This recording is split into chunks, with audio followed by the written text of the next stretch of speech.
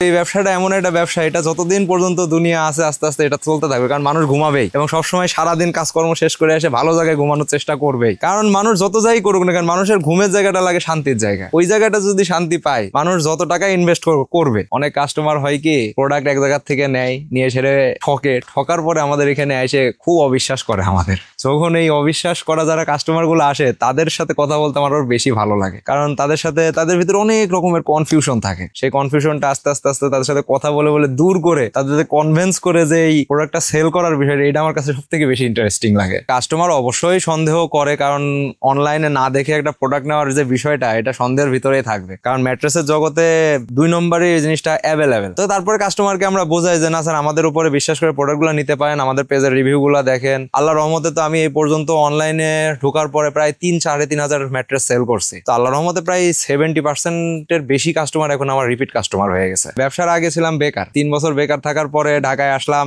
এক দুলাভাইয়ের মাধ্যমে। এসে দুলাভাইয়ের সাথে বিভিন্ন জায়গায় দুলাভাই এটারই মূলত ব্যবসা করতো, মার্কেটিং করতাম। করতে করতে কিছুদিন পরে আবার একটা চাকরি হলো, চাকরিতে ঢুকে গেলাম। কিন্তু ব্যবসার চিন্তা ছোটবেলা থেকে মাথার ভেতরে, চিন্তা করতাম যে কারোর আন্ডারে আমি চাকরি করব না, হয়তোবা জীবিকার খাতিরে প্রথমের দিকে এসে ঢোকা লাগছে। তারপরে আস্তে আস্তে যখন এই ব্যবসাটা বোঝা শুরু করলাম, তখন চিন্তা করলাম যে অনলাইন মার্কেটিং করে দেখি আসলে বিষয়টা কেমন লাগে। তারপর অনলাইনে আস্তে আস্তে মার্কেটিং করতে করতে যখন দেখলাম যে না, অবস্থা ভালোর দিকে যাচ্ছে, তখন চাকরি ছেড়ে দিয়ে ফুল টাইম ব্যবসার ভিতরে ঢুকে গেছে। ব্যবসা করতে গেলে যে সবসময় যে টাকার হিউজ অ্যামাউন্টের দরকার হয় তা না, মেইন কথা উদ্যোগ নেওয়াটার মেইন প্রয়োজন হয়। যেমন আমার ব্যবসাটা মূলত শুরু করা অনলাইন মার্কেটিং এর মাধ্যমে, আমার কিন্তু মূল ধন ইনভেস্ট করা লাগে নাই। আমি বিভিন্ন গ্রুপে, ফেসবুকের বিভিন্ন গ্রুপে প্রথমের দিকে পোস্ট করতাম।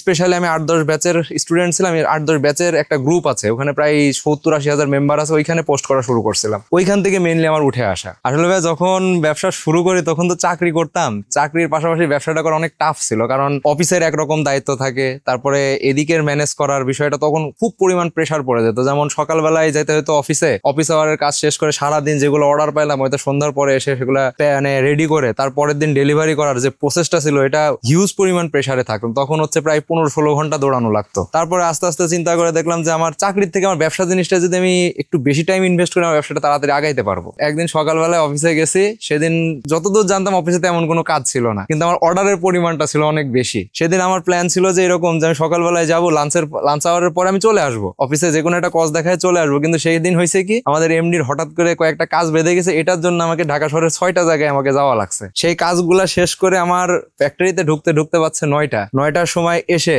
ছেলেপেলে তো সারাদিন কাজ করে, ওই সময় তো কাউকে কাজের কথা বলা যায় না, কিন্তু ডেলিভারির বিষয়টা ছিল খুব ইমার্জেন্সি, পরের দিন আমাকে ডেলিভারি করতেই হবে। তো তখন এসে ছেলেপেলের মাথায় হাত বুলাই আসলে কাজটা করে প্রায় রাত 12টা-1টা পর্যন্ত কাজ ধরায় কমপ্লিট করে লাস্টে গেছি বাসায় 2টার সময়। আর এখানে যে ফ্যাক্টরি সেট আপ দেওয়ার যে বিষয়টা আছে, এটা আসলে ওই ব্যবসাতে, অনলাইন ব্যবসা থেকে যে প্রফিট গুলো আসছে, ওই প্রফিট থেকে কিছুটা জমাইতে তারপরে নিজের থেকে শুরু করা হয়েছে। এটা 2 বছর লাগছে। 2 বছরের ভিতরে আল্লাহর মতো সেট আপ দেওয়ার মতো অ্যাবিলিটি চলে আসছিল। একদিন এক কাস্টমার ফোন দিল, দিয়ে সে বললো যে ভাইয়া, আমি অনলাইনে থেকে বিভিন্ন প্রোডাক্ট কিনে অনেক ঠকছি, আপনার কথাবার্তা শুনে আমার ভালো লাগছে, তো আপনি আমাকে কি একটা ভালো বেস্ট কোয়ালিটির প্রোডাক্ট দিতে পারবেন? আলাম স্যার, আপনি কেমন টাইপসের প্রোডাক্ট নিতে চাচ্ছেন এটা আমাকে একটু বলেন। সে বললো যে ভাই, আমার কোমরে ব্যথা আছে। তো আমি বললাম যে ভাই, আপনি নিঃসন্দেহে তাহলে অর্থোপেডিক ম্যাট্রেসটা নিতে পারেন। এই অর্থোপেডিক ম্যাট্রেসটা নিলে আপনারা যে, আমাদের মেইনলি যে সমস্যাটা হয় কি, উঁচু নিচু জায়গায় শুইলে মেইনলি ব্যাক পেইনের প্রবলেম হয়। আমি বললাম যে অর্থোপেডিক ম্যাট্রেসটা নেন, এটা সমান থাকবে, এটা ব্যাক পেইনের প্রবলেম হবে না। তো বেচারা আমার কথার উপর বিশ্বাস করে সে আর ফ্যাক্টরিতে সেদিন আসে নাই, সে সরাসরি আমাকে বললাম আপনি পাঠাই দেন। তারপরে সে প্রোডাক্টটা নেওয়ার পরে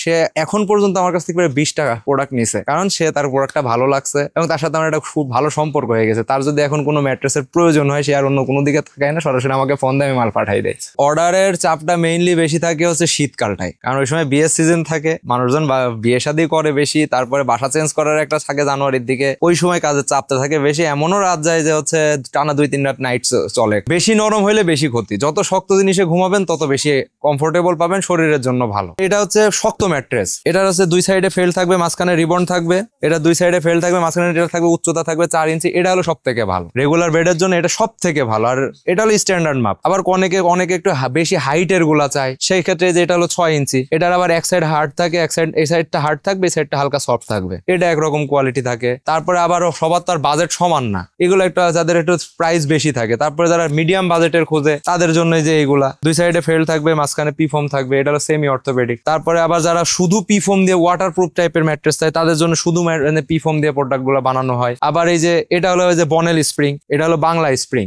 এটা এটা যেমন হচ্ছে স্প্রিং এর থাকে, দুই সাইডে ফেল্ড থাকে, দিয়ে এটা থাকে উচ্চতা থাকে আবার বেশি 8 ইঞ্চি। হ্যাঁ, আর একটা আছে যে পকেট স্প্রিং, যারা হচ্ছে যে 5 স্টার হোটেলের যে ফিলটা নিতে চায় নিজের বাসাতে, তাদের জন্য এগুলো। 5 স্টার হোটেলে গেলে যে আমরা সফট যে বেড গুলাই শুই, এটা হলো সেই ম্যাট্রেস। এগুলো আমরা বিভিন্ন রিসোর্ট, হোটেল এগুলাই সাপ্লাই দিই। আবার অনেকে এখন শৌখিনতার তো অভাব নাই, অনেক শৌখিন মানুষ আছে যারা বাসায় 5 স্টার হোটেলের ফিল নেয়, তারা এগুলা নেয়।